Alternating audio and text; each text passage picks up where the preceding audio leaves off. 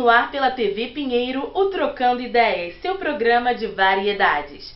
Hoje vamos falar sobre um assunto que tem dividido opiniões na sociedade, o universo colorido dos LGBTs. Vem com a gente trocar essa ideia!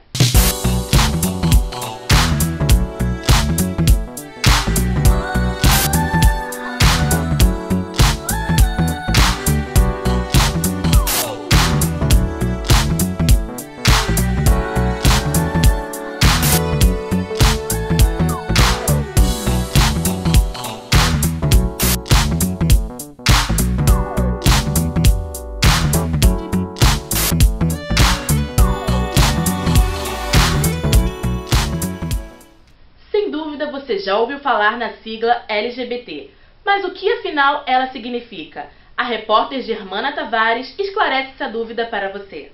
Hoje em dia, a sigla mais usada internacionalmente é LGBTI, para designar lésbicas, gays, bissexuais, transexuais, transgêneros, travestis e intersexuais. Essa sigla foi eleita pela ONU e pela Anistia Internacional como padrão para denominar estes grupos. Outra sigla que vem se destacando nos movimentos sociais é LGBTQI, que abrange pessoas queer. A palavra em português significa excêntrico, esquisito, diferente.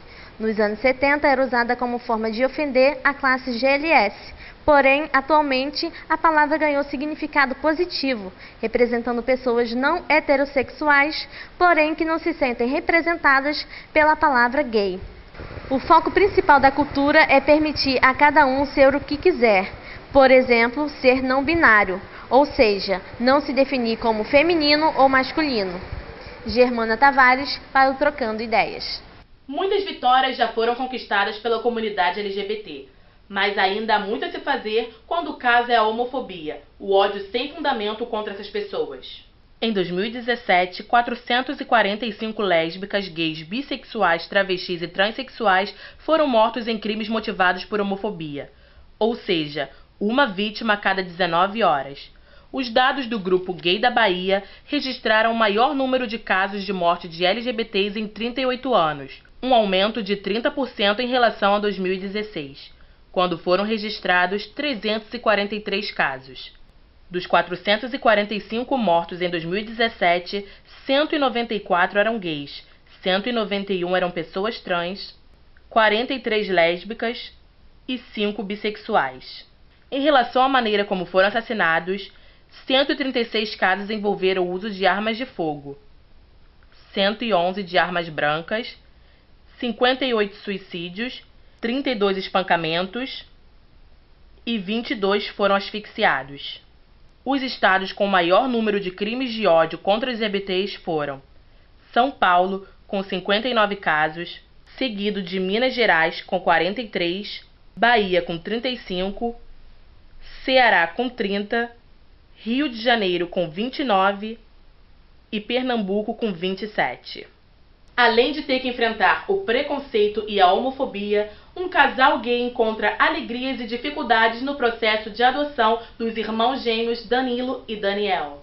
Após 9 anos juntos, Fabiano Cullen e Ian Gabriel decidiram ter um filho do coração. O sonho de constituir uma família veio em dobro.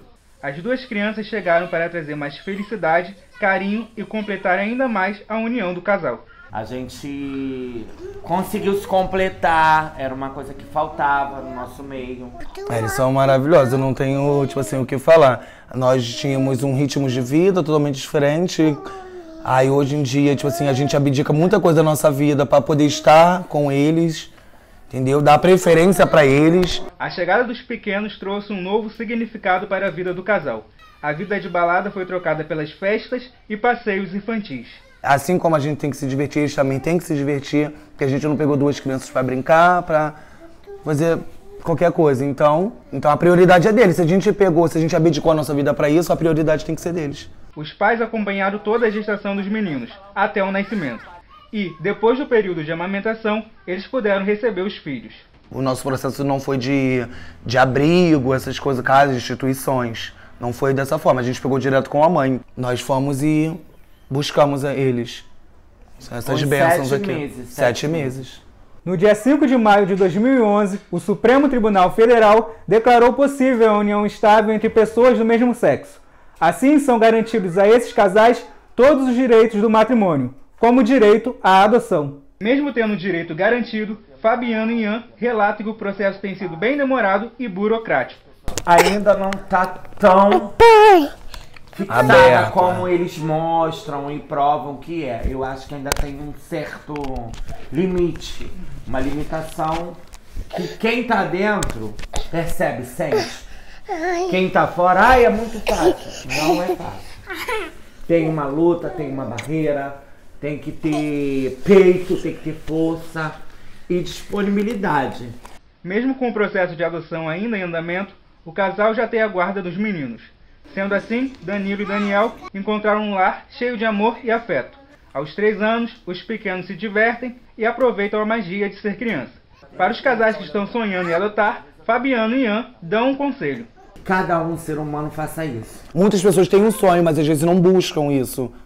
Então nós acreditamos e buscamos e vimos que realmente pode mudar. Eu acho que isso é maravilhoso. Não tem coisa melhor do que ter o carinho de uma criança, ter a oportunidade de tê-los em todo momento, entendeu? Eu acho que é maravilhoso. Não tem outra explicação, não tem mais o que dizer. Eles são tudo, né, filho? Dá tchau aqui pro Ti. Tchau. No próximo bloco você verá uma entrevista especial com uma advogada do Rio Sem Homofobia. Não saia daí, o Trocando Ideias volta já!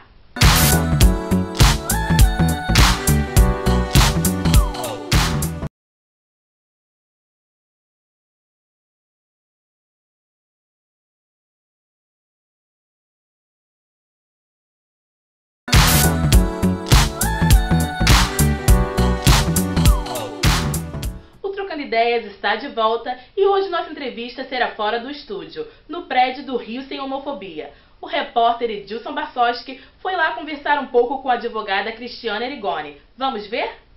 É isso mesmo, Joyce. Eu tô aqui agora com a Cristiane Arigoni. Ela é advogada e assessora técnica aqui do Rio Sem Homofobia e vai conversar um pouco com a gente sobre a trajetória das conquistas da população LGBT. Obrigada, Cristiane. Boa tarde.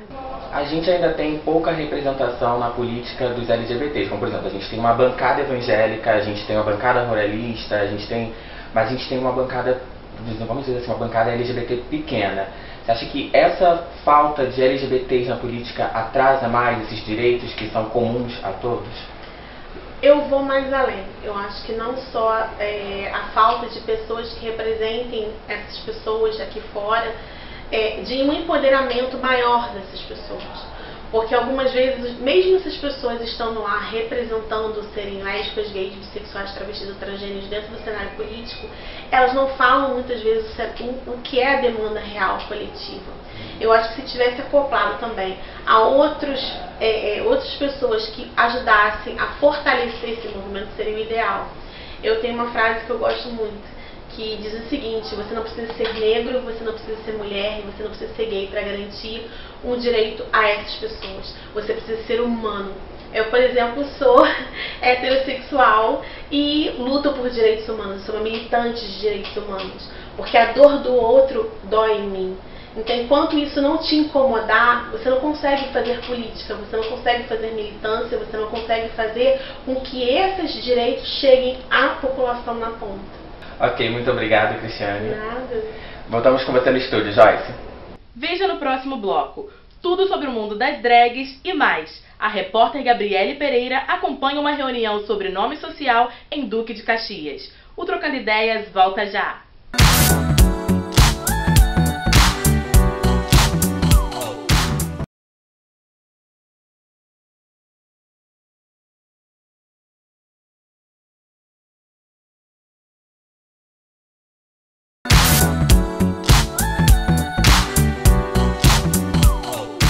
Com as barreiras criadas pelos cartórios para a requalificação de nome, a Defensoria Pública em Duque de Caxias está entregando protocolos para que finalmente os LGBTs possam ter o nome social nos documentos.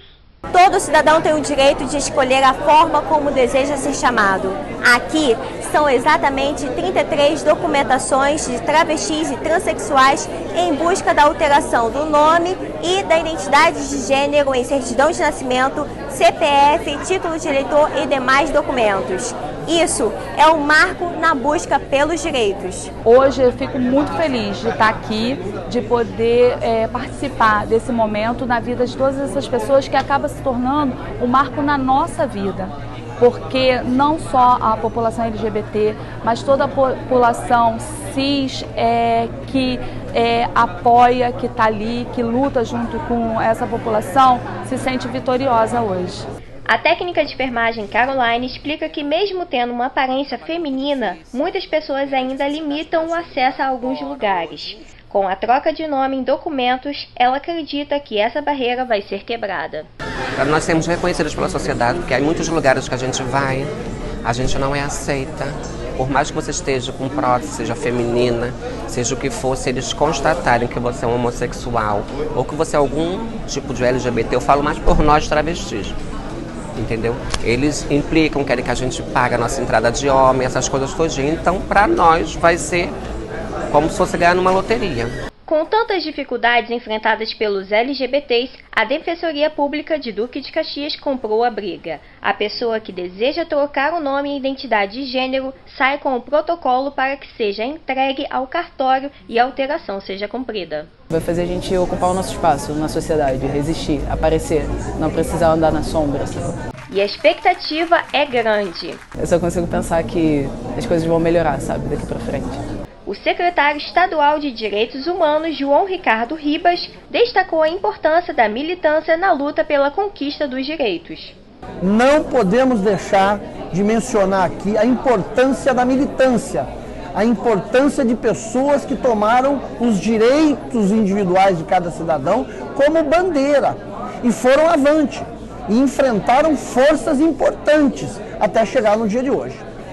Então hoje é um dia de muito orgulho, na realidade, para a nossa sociedade como um todo, porque nós conseguimos vencer barreiras e chegar até aqui. Este foi apenas o primeiro degrau de uma longa caminhada que está próxima de ter o seu fim. E o que elas querem, elas mesmas respondem. Respeito, aceitação, vitória, o início de uma grande trajetória para a gente. É o meu direito sendo legalizado. O mundo das drags é repleto de arte, cor e glamour. Mas como elas preparam os shows? E mais, é fácil lidar com preconceito? Eu mesma fui descobrir. Acompanhe. Uma peruca, maquiagens extravagantes, cílios postiços, um batom chamativo, salto plataforma imenso e as famosas roupas de cores fortes, com muito brilho e glamour. Toda essa produção faz parte da vida de shows noturnos dessas artistas chamadas drag queens.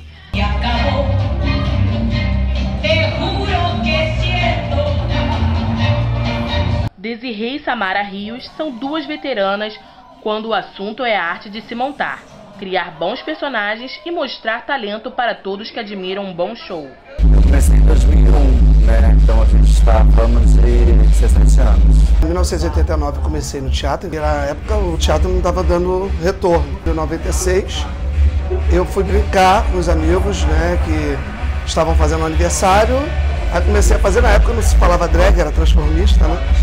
E eu me inspirava nas grandes divas travestis e transformistas, né? Mas como nem sempre a arte é valorizada, elas contam como é driblar as barreiras do preconceito e manter o glamour. Eu sinto preconceito no olhar das pessoas, mas eu levo na boa. Se fosse uma época, quando eu era mais jovem, eu ficava arrasado com isso. Eu ficava triste, na casa arrasado. Agora eu já nem esquento mais a cabeça. Chego em casa, faço minhas orações e peço sempre a Deus me proteger. No cotidiano, elas fazem a diferença com a profissão. São pessoas simples que criam um personagem com a finalidade de apresentar um grande espetáculo divertido, alegre e original. Eu sou artista. Eu faço de tudo um pouco. Já entro de Roberto Carlos, entro de Silvio Santos, faço a sensual, faço a axé, faço a Maria Bethânia, faço tudo que fala assim, faz, eu estou fazendo. Eu faço muito Ivete Sangalo, né? Então, tipo, dependendo do figurino que a Ivete use, se for um figurino só de tecido, eu vou gastar um preço. Se for um figurino de brilho, eu gasto muito mais. Faço a Anitta, faço algumas cantoras que são mais baratas de se copiar. Os shows sempre são renovados. O tempo para a produção é curto e para quem observa o trabalho no palco, montar vários personagens parece simples, mas não é. No teatro a gente teve uns 2, 3 meses de ensaio, né, que a gente tinha que texto, marcação de luz, troca de roupa, então a gente tinha que ensaiar. Mas o show como drag em boate, em festas e eventos que eu faço animação, é improviso. Nas boates pelo mundo, a arte desses talentos tem suas variações. Tem as drags caricatas, as que dublam grandes estrelas do cenário musical, as que são performáticas e tem também aquelas que utilizam o seu trabalho autoral, como a Pabllo Vittar. Tem vários tipos de drag, então para cada você achar o seu estilo é meio diferente. Eu comecei como drag, assim, eu fazia músicas de drag, só não fazia humor. Até que eu vi que o humor era uma veia melhor para mim. O mundo está aprendendo a ter cor, driblar o preconceito e abrir os olhos para o diferente. Mas ainda é preciso lutar muito para remover a faixa preta e branca que cobre nossa sociedade. Samara e Desirê deixam uma dica para todas as drags que estão no início da carreira. Botar uma maquiagem, riscar um olho, botar uma peruca e andar por aí, qualquer um faz. Agora, ser drag, se trabalhar como drag, ser profissional como drag, tem que ter aquela postura, tem que ter o glamour, tem que saber dublar, tem que ter carisma. Então seja você, que eu acho que é o mais legal. Hoje vimos que os LGBTs já tiveram muitas conquistas, mas a luta não acabou. Ainda há muito a se fazer para derrubar o preconceito. Semana que vem vamos trocar uma ideia sobre trabalho voluntário. Esperamos vocês. Tchau!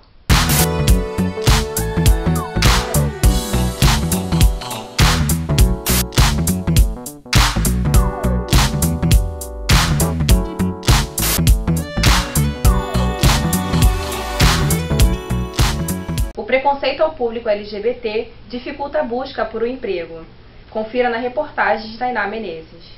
Se você acha que o mercado de trabalho piorou com a crise, imagina para quem sempre foi alvo do desemprego por preconceito. Segundo uma pesquisa recente, 38% das empresas brasileiras não contratariam pessoas LGBT para cargos de chefia e 7% não contratariam em hipótese alguma, como é o caso de Kaique Teodoro, que perdeu uma vaga de emprego por causa de sua transexualidade.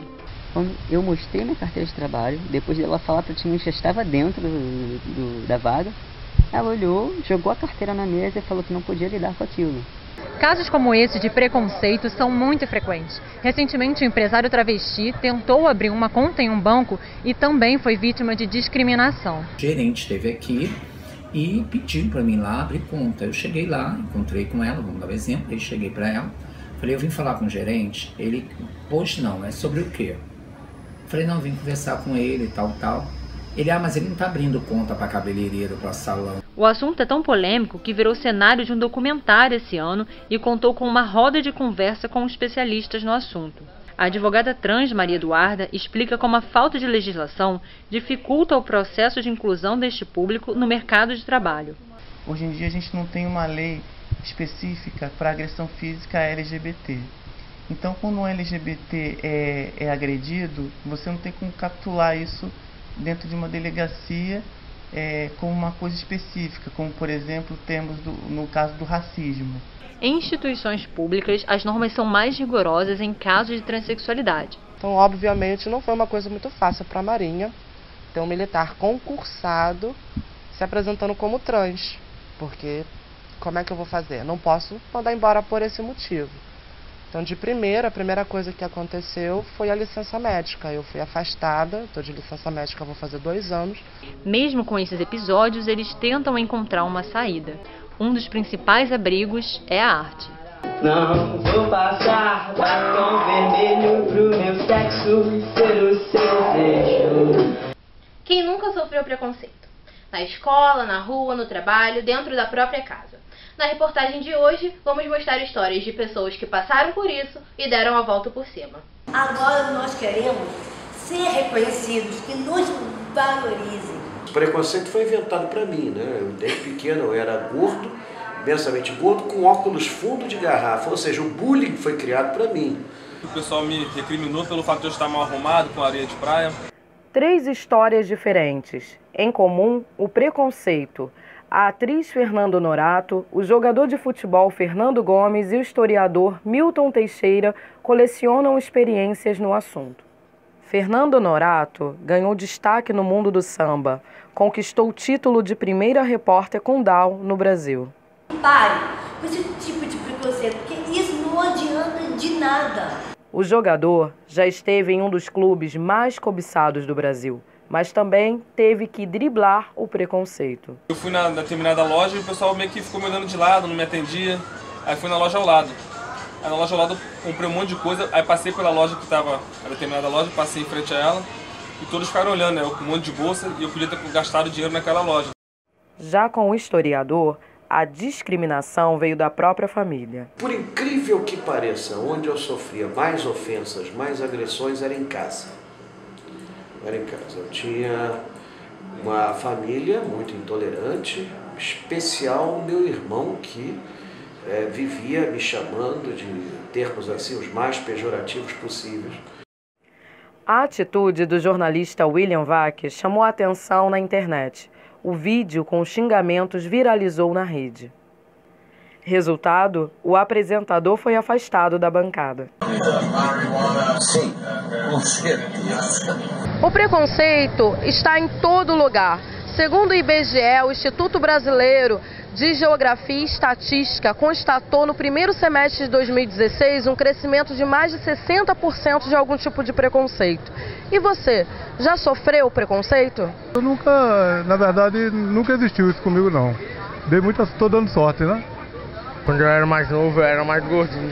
Eu já sofri preconceito em estabelecimentos, né, em lojas, de chegar e pedir alguma coisa para o vendedor e o vendedor não dá importância. Muitas vezes aconteceu comigo da pessoa assim, de eu ser assim, pré-julgada pela aparência. Dona Maria Antônia, moradora do bairro do Catete, nos conta que presenciou seu marido ser insultado por um morador do prédio onde trabalha. E tinha um rapaz lá que era escritor e dizia, aí um dia por nada ele começou a chamar meu marido de senzala, de macaco, de essas coisas todas. A gente foi para a delegacia, quando chegou na delegacia a delegada falou, o senhor não é negro mesmo? Depois a gente foi para o processo e não deu em nada. Até isso me deixa muito triste até hoje, sabe? Eu fui parar no hospital nesse dia de tanta humilhação. O preconceito ele sempre vai existir, mas nós não podemos baixar a cabeça, temos que lutar pelos nossos direitos em todo e qualquer momento. A TV Pinheiro fica por aqui e te espero no próximo programa. Até lá!